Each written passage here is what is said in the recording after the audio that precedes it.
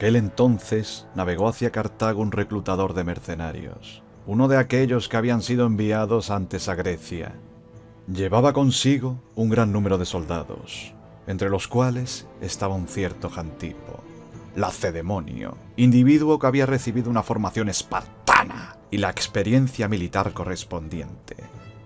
Al enterarse este hombre de la derrota sucedida en la batalla de Adís, del cómo y del cuándo se produjo, después que vio lo que quedaba de los preparativos de los cartagineses, así como la cantidad de caballos y de elefantes, hizo al punto sus cuentas y demostró a sus amigos que los cartagineses no habían sido vencidos por los romanos, sino por la impericia de sus generales. Las circunstancias hicieron que las palabras de Jantipo llegaran pronto a las tropas y a los generales mismos. Los gobernantes decidieron llamarle para hacer una prueba con él. Jantipo visitó a los magistrados púnicos y les expuso sus argumentos. ¿Por qué habían fracasado ahora? ¿Y cómo, si le hacían caso y utilizaban las llanuras en sus marchas, en sus acampadas y en sus confrontaciones, podrían procurarse seguridad fácilmente y derrotar al enemigo? Los generales aceptaron aquellas palabras y, convencidos, al punto le confiaron el mando de sus fuerzas. Según se iba divulgando esta opinión de Jantipo, se producían en el pueblo rumores y conversaciones llenas de esperanza. Y cuando sacó el ejército delante de la ciudad y lo dispuso en orden, y empezó a hacer maniobras a la formación, a transmitir órdenes según las reglas militares, evidenció una diferencia tan enorme respecto a la impericia de los generales anteriores, que el gentío aplaudía y clamaba que se apresurara al máximo el choque contra el enemigo, convencido de que nada mal ocurriría si mandaba Jantipo.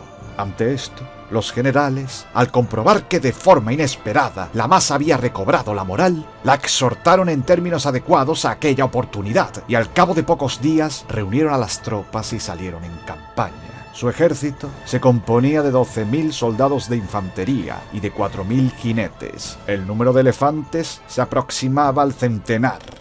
Los romanos, al ver que los cartagineses hacían marchas por lugares llanos y que establecían sus campamentos en parajes abiertos, estaban extrañados y confundidos por el hecho en sí. Sin embargo, se dieron prisa por aproximarse al enemigo. Tomaron contacto con él y el primer día acamparon a unos 10 estadios de distancia de los enemigos. Al día siguiente, los jefes de los cartagineses deliberaron sobre las medidas a tomar en aquellas circunstancias, mientras que los soldados, ansiosos por combatir, formaban corros, gritaban el nombre de Jantipo y creían que se les debía sacar al punto.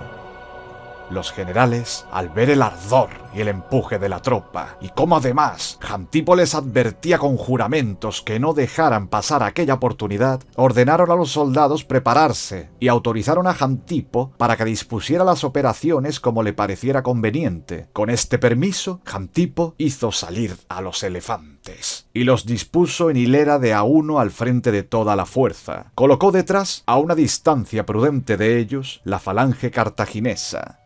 Situó a unos mercenarios en el ala derecha y a los más ligeros los colocó en la vanguardia de ambas alas, junto con los jinetes. Los romanos, cuando vieron al enemigo en formación, le salieron animosamente al encuentro. Temiendo y previendo la carga de los elefantes, colocaron a los vélites en vanguardia y detrás situaron muchos manípulos de fondo. En cuanto a la caballería, la distribuyeron en ambas alas. Al adoptar una formación general más estrecha que antes, pero más profunda, habían intuido con acierto su lucha contra los elefantes, pero fallaron totalmente en sus cálculos contra la caballería cartaginesa, muy superior a la romana. Cuando ambos bandos hubieron dispuesto la formación conforme a sus planes, tanto en su conjunto como en todas sus partes, aguardaron en orden vigilando el momento de la arremetida. En el instante en que Jantipo ordenó a los conductores de los elefantes avanzar y romper las filas enemigas, y a la caballería rodear al adversario por las dos alas y atacar, entonces el ejército romano comenzó a entrechocar sus armas, según es uso entre ellos, y tras lanzar el grito de guerra, se lanzó contra los enemigos. Pero la caballería romana huyó enseguida de ambas alas, porque la cartaginesa era muy superior en número. En cuanto a la infantería, los alineados en el ala izquierda esquivaron la acometida de las bestias y llenos de menosprecio por los mercenarios, embistieron el ala derecha de los cartagineses, a los que, después de forzarles a la huida, acosaron y persiguieron hasta su trinchera. En cuanto a los que se oponían directamente a los elefantes, los primeros cayeron ante la violencia de las bestias, y rechazados y pisoteados, perecieron a montones ante aquella fuerza descomunal. Sin embargo, gracias a la profundidad de las líneas que estaban detrás, la formación resistió compacta en su conjunto un cierto tiempo, pero cuando los que ocupaban las últimas filas, rodeados por todas partes por la caballería, se vieron forzados a revolverse y a luchar contra esta, y cuando los que intentaban abrirse paso hacia adelante a través de los elefantes y se reagrupaban en la formación a la espalda ya de las bestias, chocaron con la falange cartaginesa todavía ordenada e intacta. Estos romanos fueron aniquilados.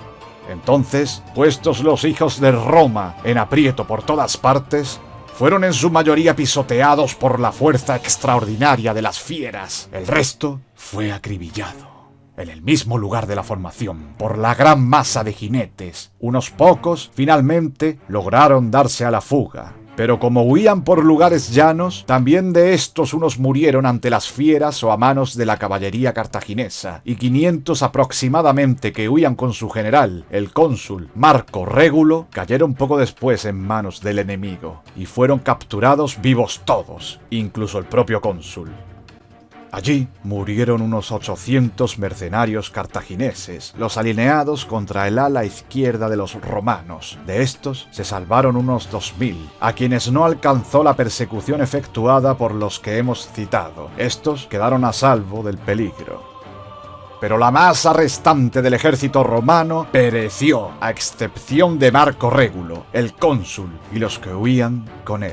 Los manípulos romanos que se salvaron consiguieron llegar, por un golpe de suerte, a Áspide. Los cartagineses, tras despojar a los cadáveres, se llevaron al general junto con los prisioneros y se retiraron a su ciudad, exultantes de gozo por los hechos entonces acaecidos.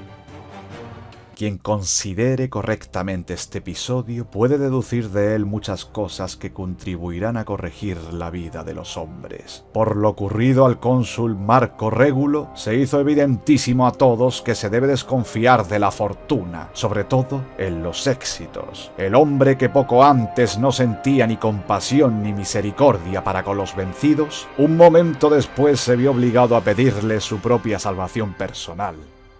Aquella sentencia de Eurípides, que ya antiguamente parecía muy sabiamente formulada, de que una decisión sabia vence las manos de muchos, entonces se vio confirmada por los hechos. Un solo hombre y una sola inteligencia aniquilaron a una muchedumbre que parecía invencible y aguerrida, y levantaron al máximo un estado totalmente caído, y los ánimos de unos soldados que ya se habían resignado al dolor. He recordado esto para que aproveche a los que lean libros de historia.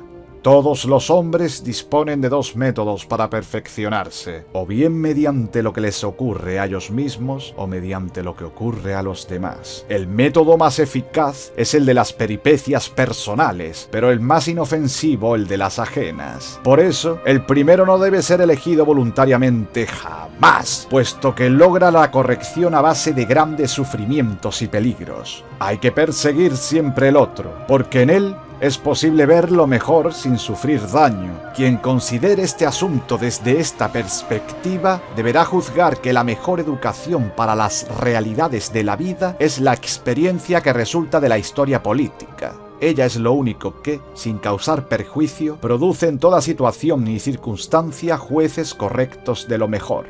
Y baste con lo dicho hasta aquí acerca de este tema.